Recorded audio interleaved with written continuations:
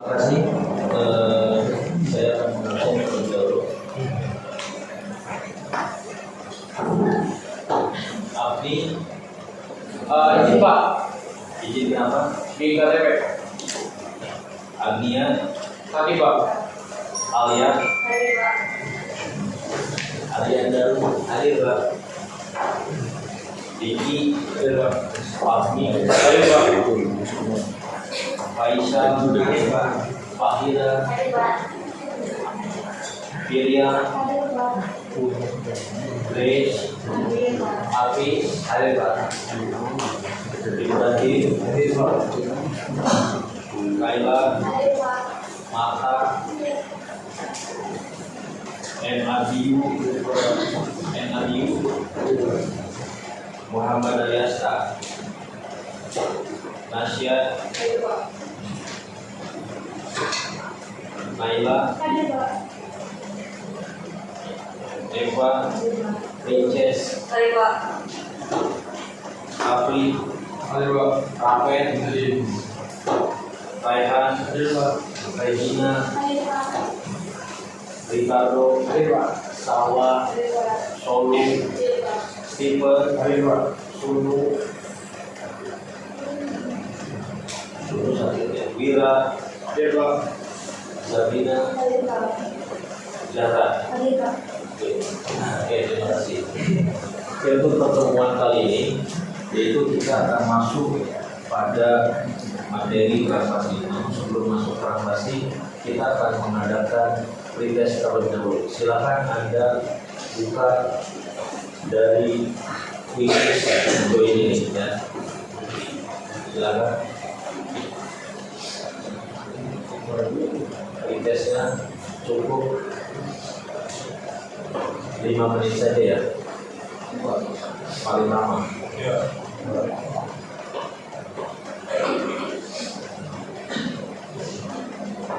Silakan bergabung.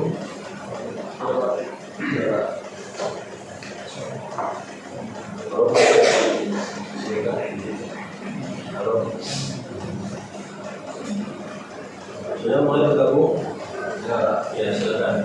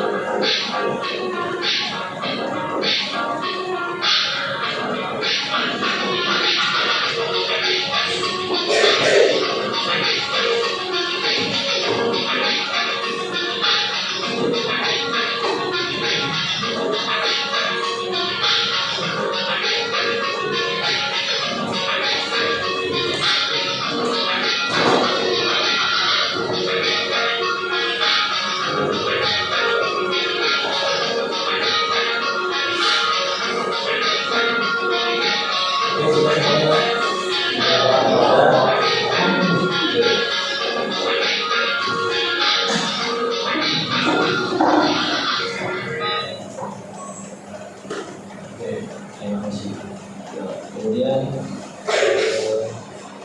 untuk materi hari ini adalah tentang proses translasi. Kita perhatikan bagian ini.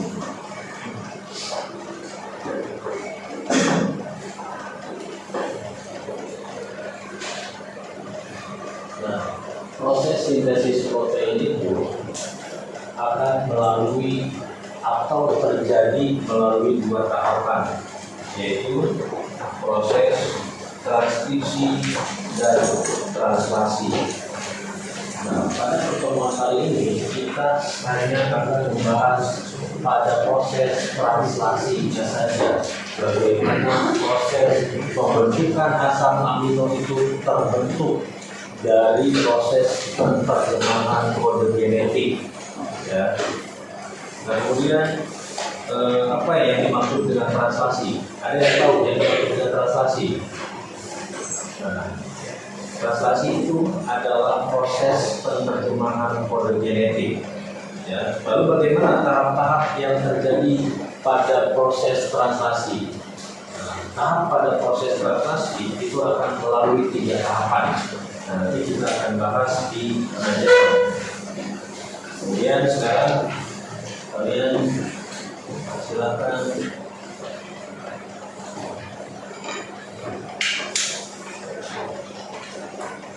perhatikan video berikut ini.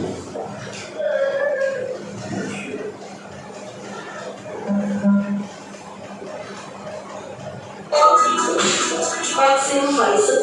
Nah, identifikasilah video berikut ini menjadi sebuah studi kasus, sehingga nanti kalian akan meneliti dari video ini. Tolong perhatikan baik-baik, oke? Adalah vaksin yang diklaim 90% efektif mencegah COVID-19.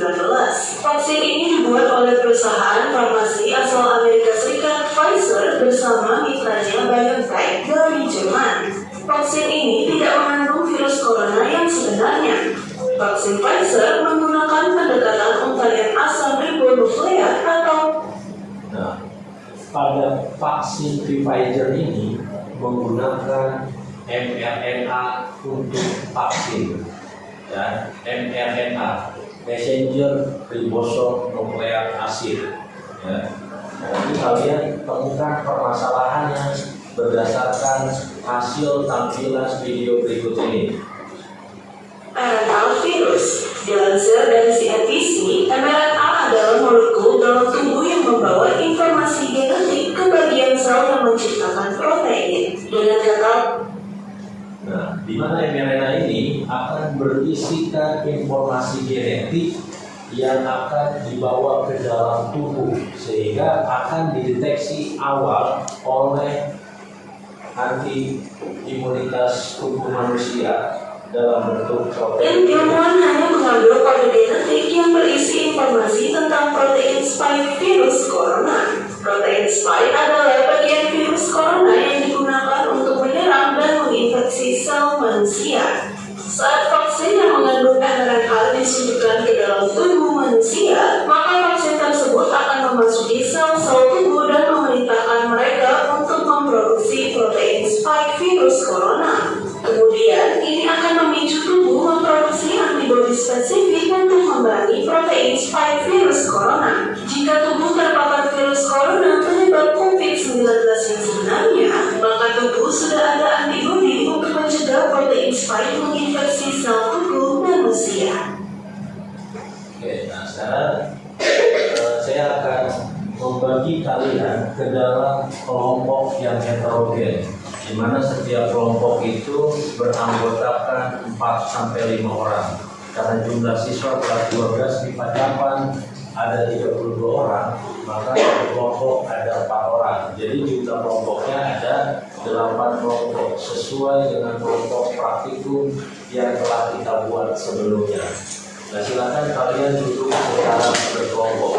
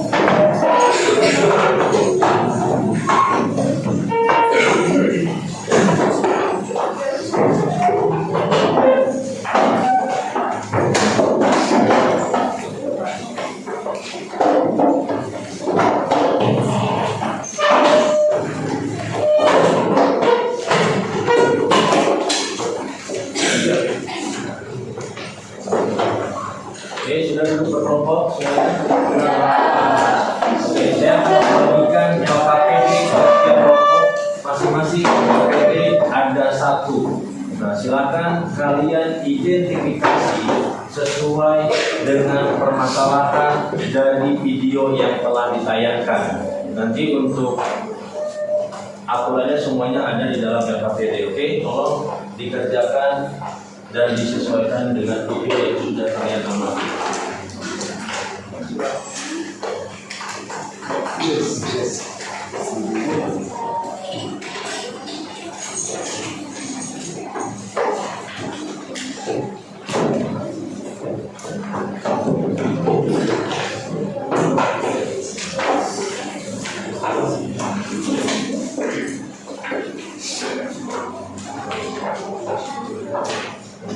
Jangan lupa dituliskan nama kelompok kalian masing-masing pada halaman cover di depan LKPD-nya, ya.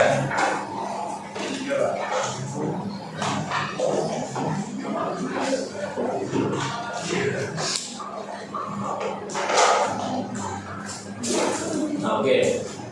Instruksinya sudah jelas, semuanya ada di dalam LKPD. Jadi kalian silakan untuk mengobservasi berdasarkan pengamatan video yang telah kalian terima, kemudian kalian bahas di dalam LKPD tersebut. Paham semuanya? Paham. Ya, silakan kalian lakukan.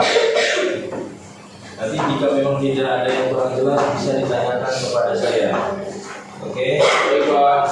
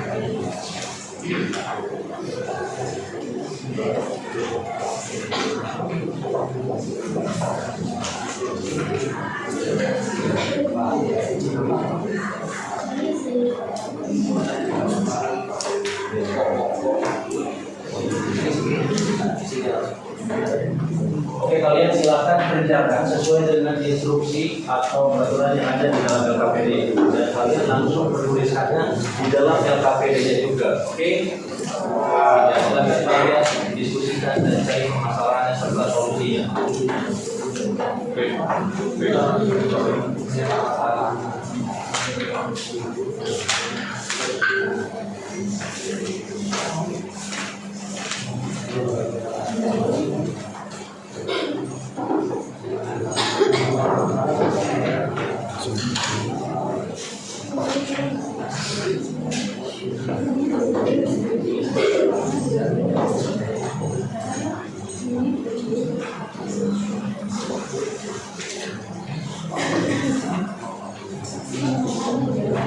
Kemudian jangan lupa informasinya dicari berdasarkan dari buku yang sudah ada, ya, buku panduannya. Yang buku biru ada kan?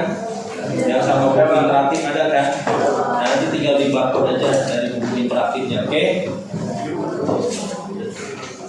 Nah, silakan kalian diskusikan, ya, sesuai dengan topik permasalahan yang ada.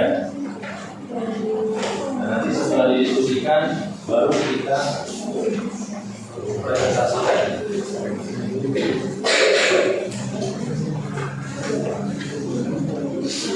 Nah, waktu kalian berdiskusi adalah kurang lebih 10 sampai dengan 15 menit ya. Jika memang masih ada yang kurang paham atau kurang jelas, bisa ditanyakan kepada saya. Berarti semuanya? Ya, silakan.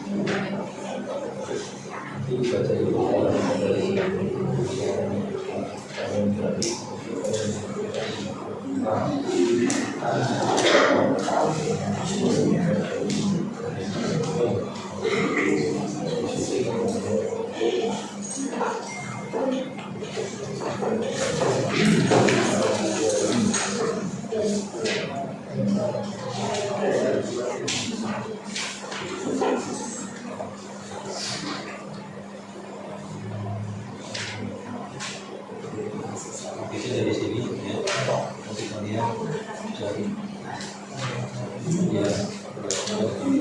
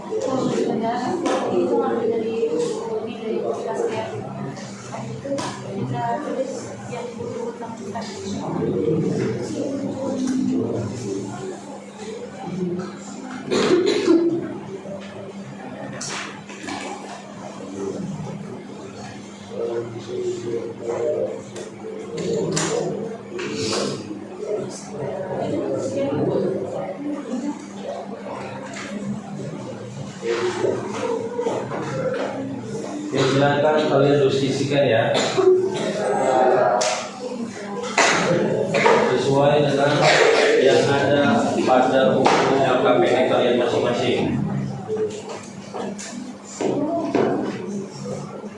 Jika masih ada yang kurang jelas, tolong ditanyakan kepada saya, oke?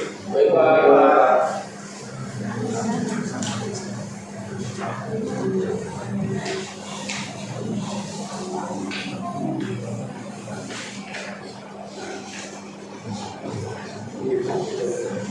Di dalam LKPD itu sudah ada petunjuknya, jadi tolong dibaca terlebih dahulu petunjuknya ya.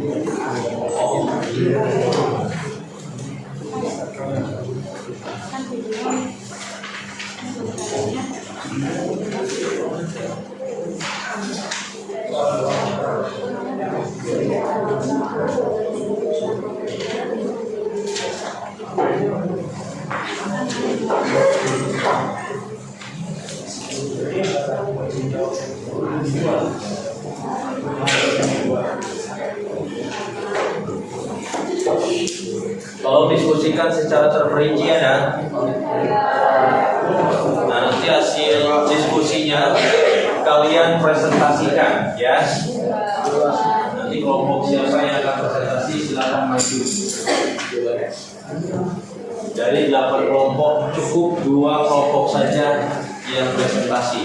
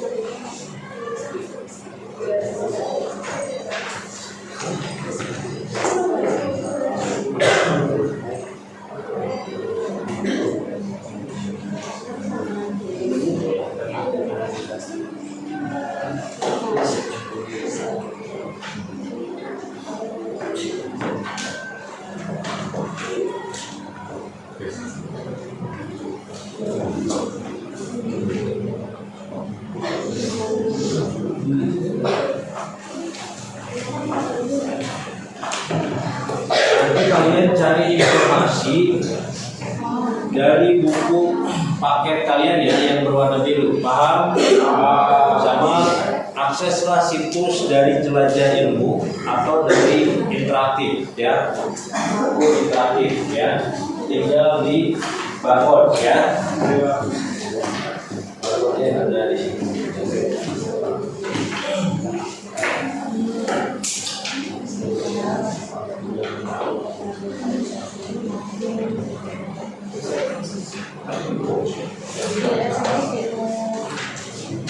Nah, silakan kalian diskusikan permasalahan yang ada pada LKPD ya dengan kelompok kalian.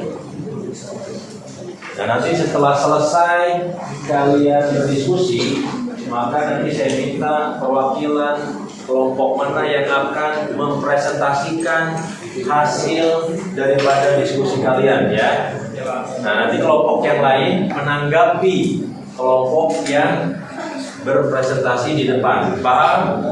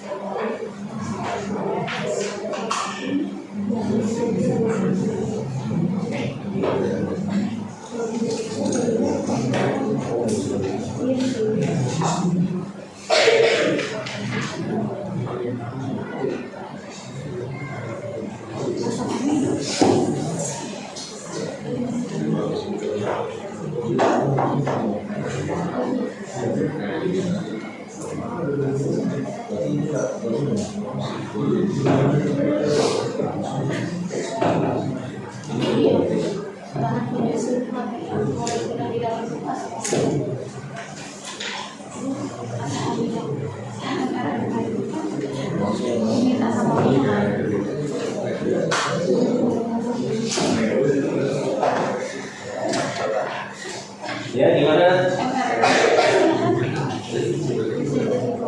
Kalau Adi, oh itu namanya dia.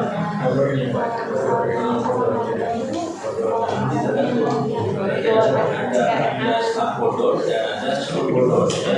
Nah, kalau kita sudah dengan stakeholder, maka tidak usah diterjemahkan ke dalam bentuk asal amino. Ya.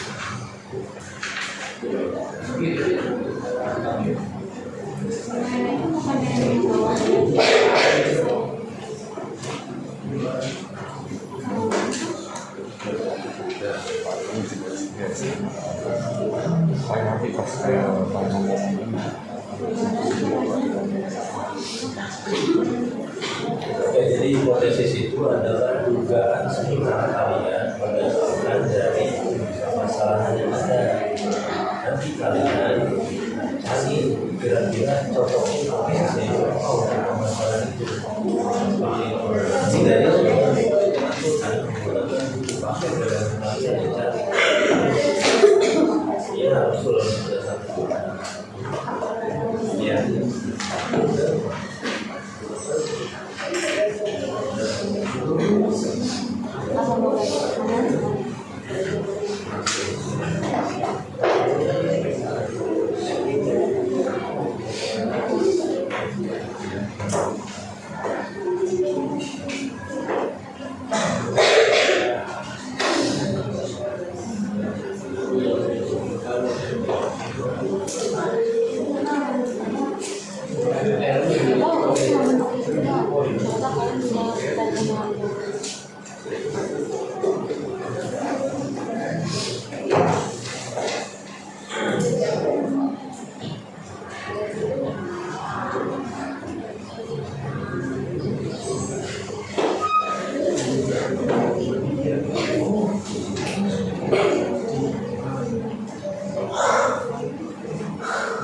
Silakan kalian diskusikan dengan cermat baik bersama ya, dengan anggota kelompok kalian, oke?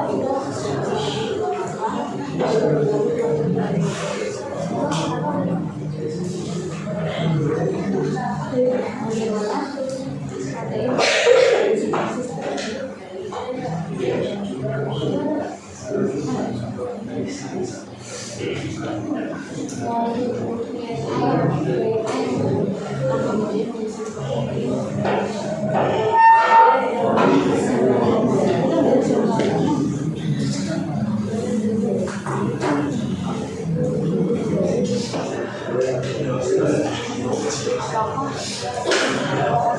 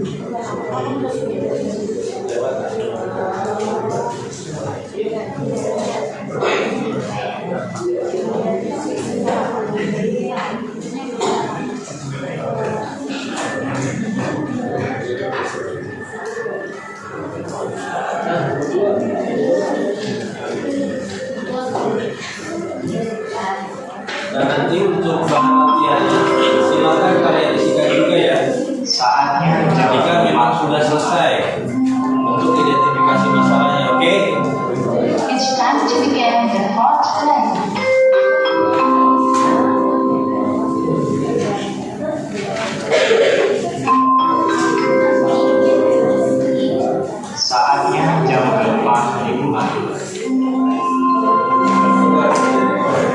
It's time to begin the front movement.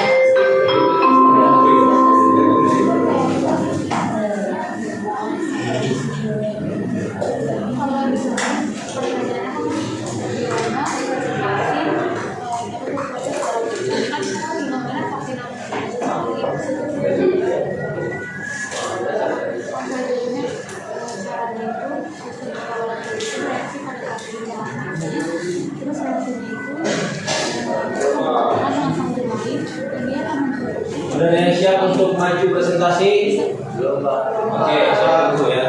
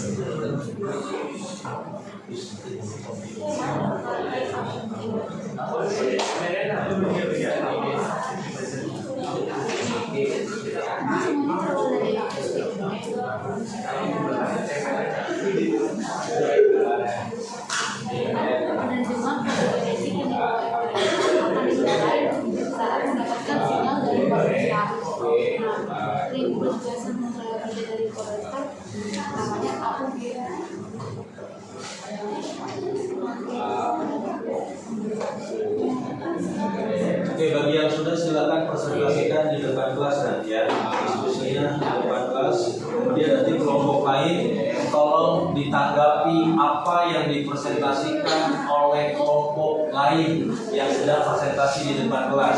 Oke? Ya, silakan kelompok 1. Ya. Kelompok 1 silakan maju. Ya. Ayo, ya kelompoknya habis, silakan maju kelompok 1. Presentasikan. Perkenalkan kelompok berapa dan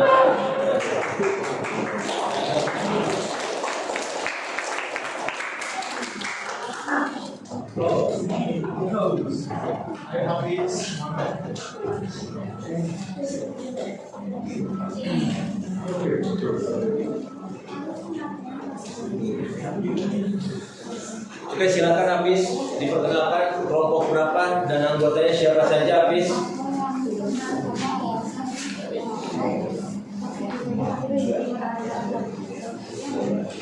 Assalamualaikum warahmatullahi wabarakatuh. Waalaikumsalam warahmatullahi wabarakatuh. Sebelumnya di sini kami akan mempresentasikan hasil diskusi kami terkait vaksin Pfizer, pengaruh vaksin Pfizer terhadap RNA manusia. Sebelumnya perkenalkan kami dari kelompok 1 sebagai perwakilan dari kelompok ganjil. Saya sendiri bernama Hafiz Rafayawan dan di sebelah saya Arya Darwan Rizky. Dan saya Tiara Melia. Dan saya kami. Jadi menurut kami yang pertama, apakah vaksin Pfizer dapat mengubah DNA seorang? Lalu yang kedua, bagaimana cara kerja vaksin RNA terhadap sintesis protein? Yang ketiga, berapakah jumlah sel amino yang tertutup dalam satu rantai RNA? Itu menurut kami vaksin Pfizer ini tidak dapat mengubah DNA seseorang karena DNA bisa berubah hanya ketika DNA asing dimasukkan ke dalam inti sel manusia dan vaksin Pfizer ini tidak melakukan hal tersebut. Pertanyaan yang kedua, bagaimana cara kerja vaksin RNA terhadap sintesis protein? Menurut kami, ketika vaksin Pfizer disuntikan ke dalam tubuh manusia, maka secara langsung vaksin tersebut akan memproduksi protein spike untuk imunitas atau kekebalan tubuh, sehingga seseorang akan kebal dari virus COVID-19. Pertanyaan yang ketiga, berapakah jumlah asam amino yang terbentuk dalam satu rantai mRNA? Menurut kami, tergantung jumlah kodon yang terdapat dalam satu rantai mRNA.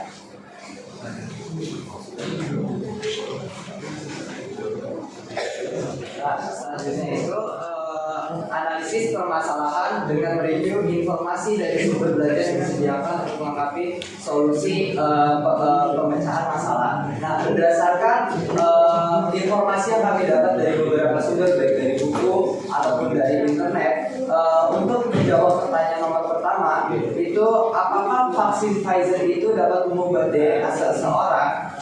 Jawaban dari informasi yang telah kami kumpulkan itu vaksin Pfizer sendiri itu menggunakan fragmen messenger RNA atau melalui pendekatan mRNA. Maka untuk vaksin Pfizer itu untuk memerintahkan tubuh Anda membuat respon COVID-19, di mana DNA memiliki bentuk besar, beruntai ganda dan panjang serta disimpan di pusat sel yang terlindungi di nukleus. Sedangkan mRNA itu beruntai tunggal dan sebagian kecil dari DNA yang nantinya akan dipecah dengan cepat oleh tubuh, sehingga vaksin Pfizer tersebut tidak akan pernah masuk ke dalam nukleus dan tidak pernah mempengaruhi DNA.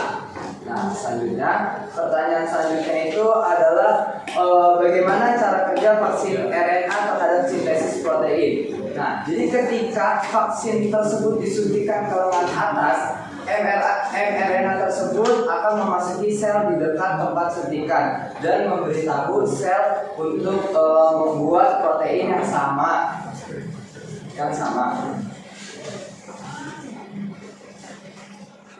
Nah, nantinya itu protein tersebut akan membentuk imunitas atau kekebalan tubuh sehingga seseorang akan terhindar dari virus COVID-19. Nah, pokok permasalahan yang terakhir yang ketiga yaitu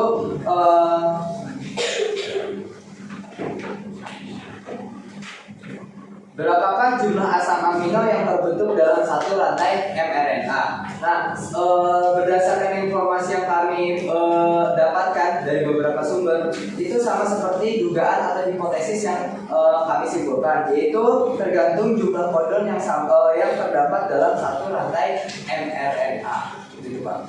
Nah, terus habis itu untuk yang kegiatan limanya itu tuliskan kesimpulan pemecahan masalah. Nah, berdasarkan permasalahan yang kami dapatkan dari 3 permasalahan tersebut dapat disimpulkan bahwa vaksin Pfizer itu sendiri itu aman untuk digunakan untuk membasmi virus COVID-19 bagi manusia, karena vaksin Pfizer sendiri itu menggunakan pendekatan mRNA dan tidak mengubah DNA seseorang, dan vaksin mRNA sendiri itu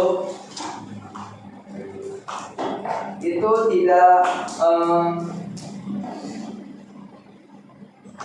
vaksin mRNA sendiri itu aman untuk digunakan oleh seseorang.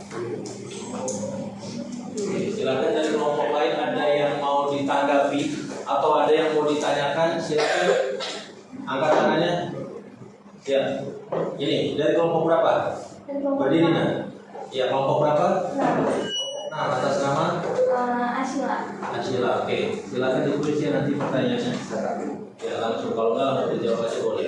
Silakan pertanyaannya. Mau nanya, apa sih produk utama yang digunakan dalam vaksin Pfizer? Kalau untuk produk utamanya itu adalah protein. Bisa langsung dijawab ya. Ya, silakan. Produk utamanya itu dalam bentuk protein, yang dimana protein itu dalam bentuk asam amino. Oke, silakan. Oke, pertanyaan kedua silakan. Kalau izin bertanya, bagaimana sih yang digunakan pada proses translasi dalam sebuah protein? Oke, silakan dijawab. Oke, izin menjawab. Untuk rantainya sendiri itu menggunakan rantai mRNA, karena pada proses ini akan membentuk sebuah polipeptida menjadi asam amino. Nah, asam amino tersebut akan terbentuk tergantung dari kodon yang terdapat pada rantai mRNA. Ada lagi yang mau ditanyakan? Silakan. Oh ya, silakan. Saya dari kelompok 7 mau bertanya. Ya, sebutkan dulu nama siapa. Boleh saya kelompok 7. Kita bersama kita dari kelompok 7. Iya, silakan. Kelompok 7. Pertanyaan saya buat kelompok 1, bagaimana kaitan antara proses pembentukan asam amino dengan virus Pfizer ini? Oke. Untuk kaitannya sendiri itu sangatlah erat, karena kedua-duanya itu sama-sama menggunakan RNA, baik transkripsi maupun translasi. Ada lagi yang mau ditanyakan? Silakan dari kelompok lain. Ya, tidak ada. Mungkin bisa disimpulkan kelompok ini. Oke, dapat disimpulkan seperti yang tadi saya sudah bilang bahwa vaksin Pfizer itu aman untuk digunakan oleh manusia untuk terhindar dari virus COVID-19, karena vaksin Pfizer itu menggunakan metode pendekatan mRNA terhadap sintesis protein. Gitu, Pak. Silakan kembali. Oke, sekian presentasi dari kelompok kami. Kurang lebihnya mohon maaf. Wassalamualaikum warahmatullahi wabarakatuh.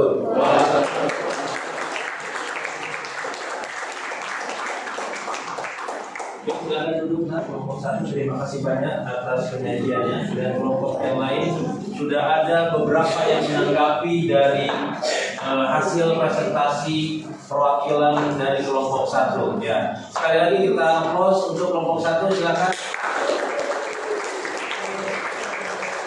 Oke, sekarang kita persilakan, apakah ada lagi yang mau maju untuk kelompok berikutnya ya? Silakan kelompoknya Nasya, yaitu kelompok 2.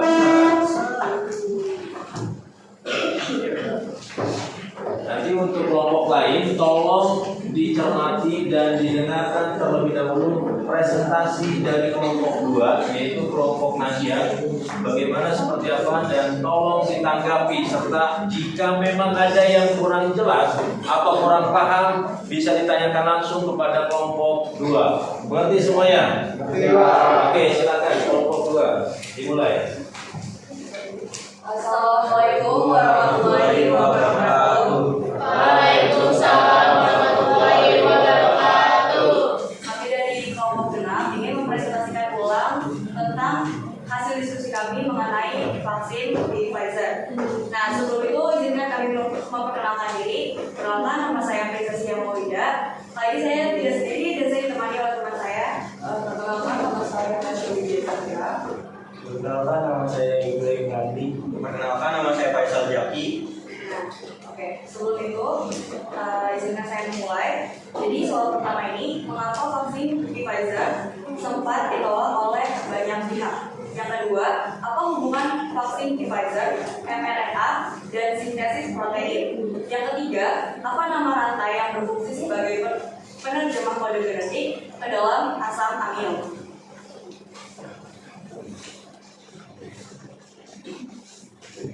Saya akan menjawab pertanyaan pertama, mengapa vaksin Pfizer sempat ditolak oleh banyak pihak? Menurut wacana, vaksin Pfizer adalah vaksin berbasis mRNA. mRNA inilah yang berperan dalam proses sintesis protein. mRNA adalah pembawa kode genetik DNA yang nantinya akan diterjemahkan menjadi asam amino. Karena vaksin ini membawa kode genetik DNA, masyarakat luas bisa jadi khawatir mengenai efek samping vaksin yang membawa kode genetik tersebut. Yang selanjutnya, di sini saya akan memaparkan analisa permasalahan yang dari permasalahan yang sebelumnya sudah dikembangkan. Jadi, yang pertama permasalahannya itu adalah hubungan vaksin Pfizer, mRNA, dan sintesis protein. Jadi pertama, mRNA itu adalah molekul yang berisi instruksi yang mengarahkan sel untuk membuat protein tertentu yang dibutuhkan oleh tubuh. Nah, ketika virus corona penyebab COVID-19 masuk ke dalam tubuh, virus ini melepaskan RNA-nya, dan sel-sel yang dibajak akan membaca RNA virus tersebut dan memperbanyak virus tersebut yang kemudian menginfeksi sel-sel lain dan orang lain. Nah, vaksin berbasis RNA ini mencakup rangkaian pendek RNA pembawa pesan sintesis atau mRNA yang berfungsi memberikan instruksi pada sel untuk memproduksi sebagian protein virus spike dari virus COVID-19. Nah, jadi ketika mRNA ini menginstruksikan sel untuk memproduksi virus spike, antibodi kita akan merespon dengan membuat antibodi yang akan melawan dan menonaktifkan protein tersebut. Nah, ini untuk persiapan sebelum si virus yang sesungguhnya itu masuk. Jadi ketika virus yang sesungguhnya itu masuk, tubuh kita sudah memiliki antibodi yang untuk melawannya. Terus yang kedua itu permasalahannya adalah kenapa vaksin Pfizer ini dikhawatirkan atau dibawa banyak pihak. Hipotesis lagi sebelumnya adalah masyarakat khawatir karena bisa jadi masyarakat khawatir karena takutnya vaksin ini mengubah DNA tubuh karena vaksin ini membawa mRNA. Terus, mengapa teknologi vaksin mRNA sempat ditolak banyak pihak? Karena sebelumnya sempat beredar di media sosial sebuah potongan video Fred Malone, ahli virus dan imunologi asal Amerika, yang menyatakan bahwa vaksin mRNA belum diuji memadai dan tidak memberikan manfaat. Selain itu, beredar informasi hoax bahwa vaksin Pfizer dapat mengubah DNA seseorang. Nah, selanjutnya hasil kesimpulan dari pemecahan masalah dari kelompok kami adalah vaksin Pfizer adalah vaksin yang sudah teruji baik untuk kualitas maupun keamanannya. Nah, justru vaksin Pfizer ini terbukti lebih aman daripada jenis vaksin yang dibuat dengan metode melemahkan virus, karena vaksin ini langsung bekerja di dalam sel tubuh, menginstruksikan sel tubuh untuk membuat protein virus yang kemudian nantinya antibodi kita akan merespon protein virus tersebut dan membuat antibodi yang sesuai untuk melawan virus tersebut.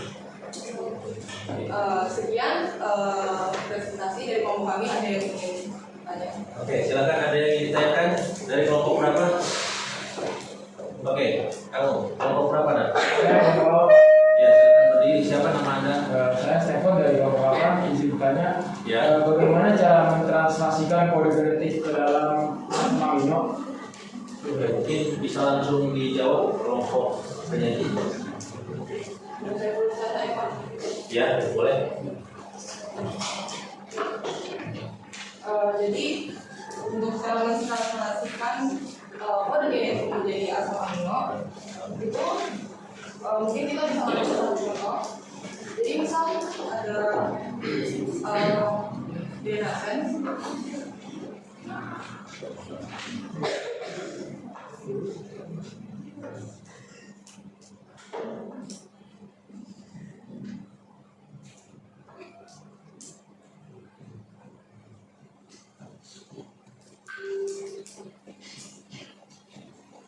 Nah, di sini kita punya rantai DNA sense. Nah, untuk mentranslasikan itu, kita harus mentranslasikan itu ke antisense.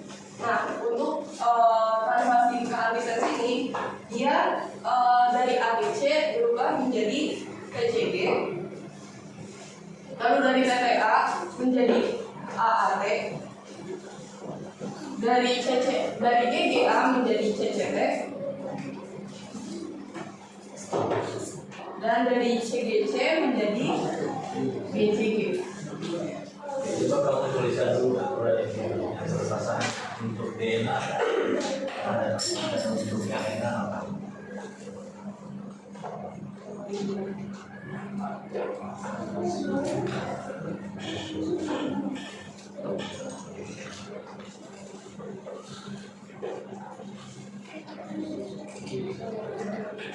Nah, jadi untuk aturannya, kalau di DNA itu adenin itu berpasangan dengan ini dan guanin itu berpasangan dengan sitosin. Di RNA, guanin masih berpasangan dengan sitosin, tapi adeninnya itu berubah jadi berpasangan dengan urasil. Nah, di sini kan tadi kita punya. Berarti di sana yang garis miring itu adalah sitosin ya? Iya. S itu sitosin ya. Nah, di sini di sini kan kita punya ACG, TTA, GGA, dan CGC. Nah, sesuai aturan di sini A itu berubah menjadi D. Nah, terus di sini TTA berubah menjadi AAT, GGA menjadi CCT, dan CGC menjadi GCG. Nah, kemudian ini di rantai mRNA atau odon itu dari kita translasikannya dari rantai DNA sense. Jadi ACG itu berubah menjadi UCG, TTA-nya itu menjadi AA, terus GGA-nya menjadi CC, dan CGC-nya menjadi nah, untuk yang ini nanti yang selanjutnya itu adalah rantai RNA atau antibody. Nah, di sini perubahannya itu jadi ACG berubah GA dan CGC.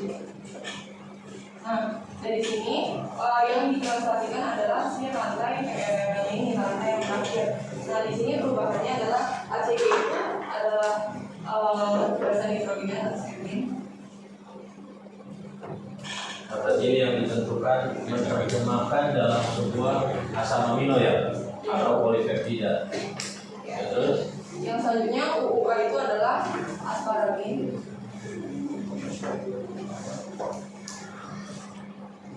Terus GGA adalah fluorin. Dan CBC adalah alanin. Jadi ini adalah hasil transaksi asam amino dari model tadi. oke, sudah cukup jelas? Sudah cukup jelas ya. Silakan ada yang mau ditanyakan lagi? Ya. Silakan, KM. Perkenalkan, saya Firdaus dari kelompok 3. Saya ingin bertanya bagaimana dosis yang tepat untuk pemberian vaksin Pfizer terhadap pasien.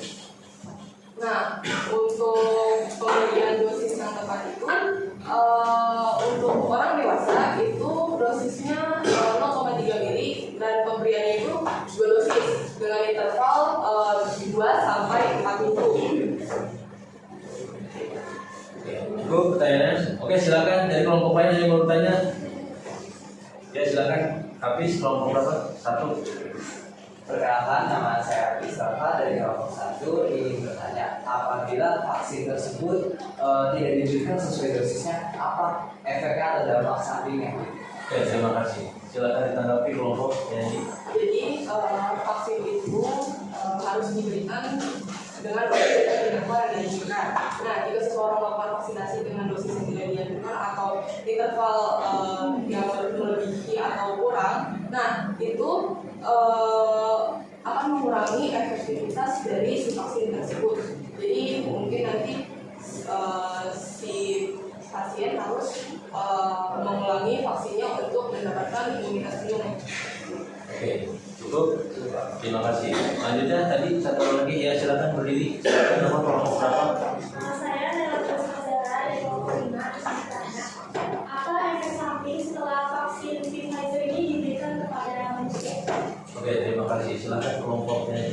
Nah, efek sampingnya kebanyakan efek samping yang dilaporkan setelah seseorang disuntikan vaksin Pfizer itu kebanyakan efek samping dari ringan sampai sedang seperti kemerahan atau bengkak di area suntikan, terus sakit kepala, lelah atau nyeri otot, terus habis itu yang sedangnya itu dari demam, diare, mual sampai muntah.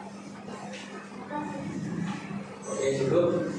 Ya, ini ada lagi yang mau ditanyakan? Tidak ada? Oke, silakan kalian tutup diskusinya. Ya, pertama terima kasih atas penjelasan mungkin dari kami. Mohon maaf bila ada salah kata. Wassalamualaikum warahmatullahi wabarakatuh.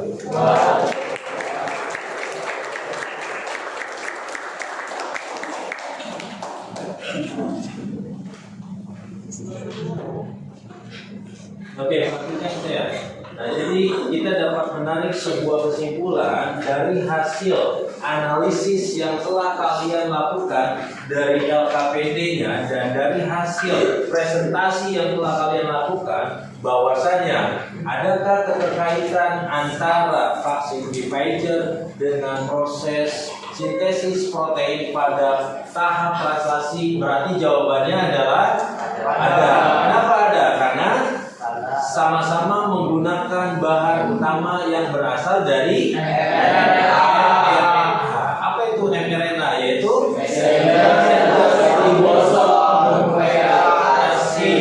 Oke, nah perhatikan PPT berikut ini.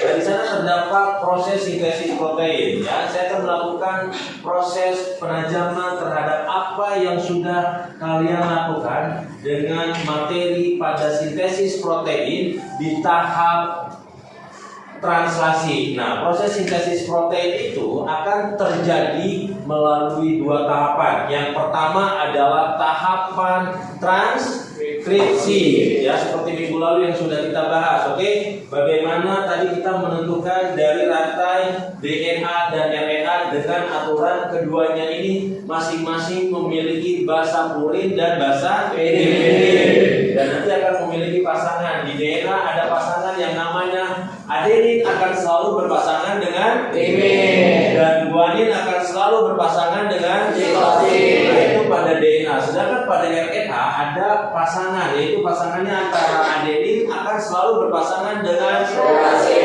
Kenapa adenin selalu berpasangan dengan urasil? Oke, karena urasil itu bentuk sederhana daripada timin, sehingga tidak ada timin di dalam RNA.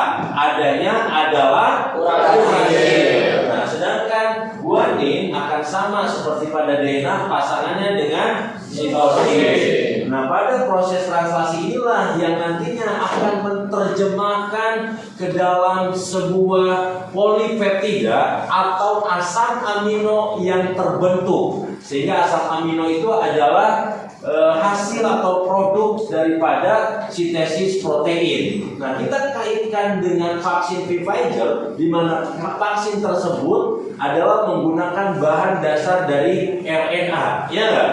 Nah, kita ketahui bahwasanya dari RNA itu kalau kita kaitkan dengan materi kita di sintesis protein, berarti sama-sama menggunakan RNA, namun perbedaannya hanya satu. Dari hasil produk proses sintesis protein yang dihasilkan dalam bentuk asam amino itu akan digunakan oleh proses pembuatan Pfizer untuk membuat apa?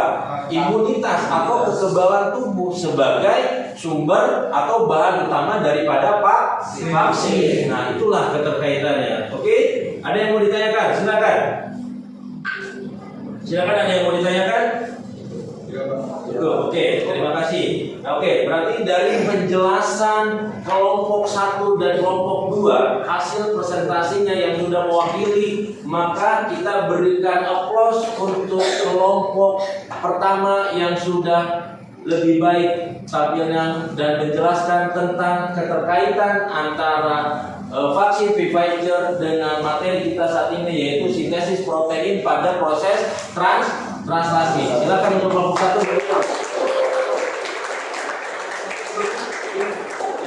Terima kasih, kelompok 1 duduk kembali ya. Oke, terima kasih. Nah, oke, kemudian untuk sebelum kita menutup pada kegiatan pembelajaran kita hari ini tentang translasi, silakan kalian melakukan post test pada link link kuisis tadi. Silakan buka kuisisnya. Kalian sama seperti di awal, yaitu sebanyak 5 menit ya, silakan.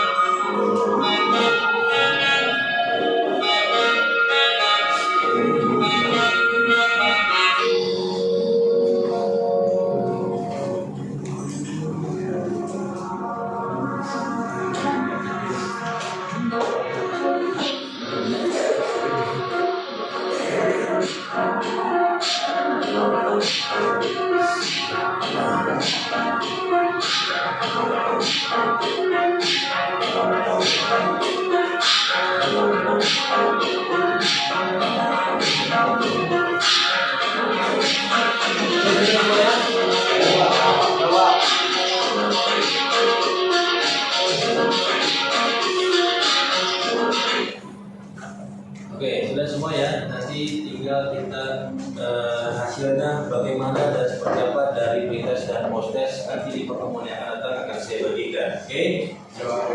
Oke, dari hasil kita belajar hari ini, bagaimana menurut kalian pengalaman untuk proses belajar hari ini? Silakan. Sebelumnya dari mana Kak? Sebelumnya kita bisa tahu Pak bisnis model itu gimana ininya. Ya, terus Juga dari kita tahu MRNA itu dalam berpikir gimana cara kerjanya gitu. Oke, lalu bagaimana dari kelompok habis seruannya di mana? Nah itu jadi kita tahu apa itu fungsi DNA dan apa itu fungsi RNA, dan kita juga tahu di dalam DNA dan RNA itu ada apa aja seperti itu. Bagaimana dengan Asia? Jadi semuanya itu kita bisa lebih tahu karena kita mengerjakan masalah sendiri, kita membuat masalah sendiri, kita memisahkan sendiri juga. Jadi kita lebih tahu apa itu DNA, RNA, dan fungsi-fungsinya dan kaitannya dengan vaksin kita. Oke, terima kasih. Oke, terima kasih untuk perhatian hari ini.